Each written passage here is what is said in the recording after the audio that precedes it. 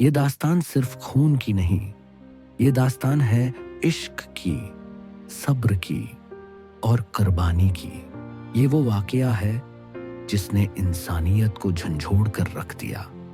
کربلا، جہاں پیاس لگی تھی مگر شکایت نہ کی گئی، جہاں تلواریں تھی، نیزے تھے مگر ہاتھ خالی تھے، پھر بھی سر جھکایا نہیں گیا۔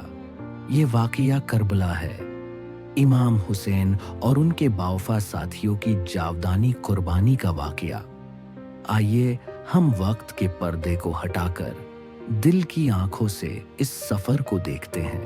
سن 60 ہجری، یزید بن معاویہ خلافت پر قابض ہوتا ہے۔ فاسق، فاجر، شرابی اور جابر حکمران۔ بیعت کا مطالبہ امام حسین سے ہوتا ہے، لیکن امام حسین حق پر تھے اور حق سر جھکاتا نہیں۔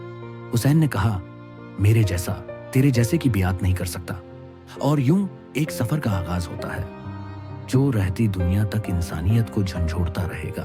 مدینہ سے امام حسین اہل بیت کے ساتھ مکہ پہنچتے ہیں۔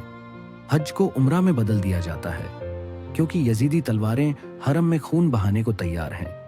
پھر امام حسین مکہ سے نکلتے ہیں۔ منزل ہے کوفہ، مگر راستہ کربلا کی طرف جاتا ہے۔ راستے میں امام مسلم بن عقیل کی شہادت کی خبر آتی ہے۔ حسین روتے نہیں، بس کہتے ہیں، انا للہ وہ انا الیہ راجعون، اور قافلہ کربلا پہنچتا ہے۔ 2 محرم 61 ہجری۔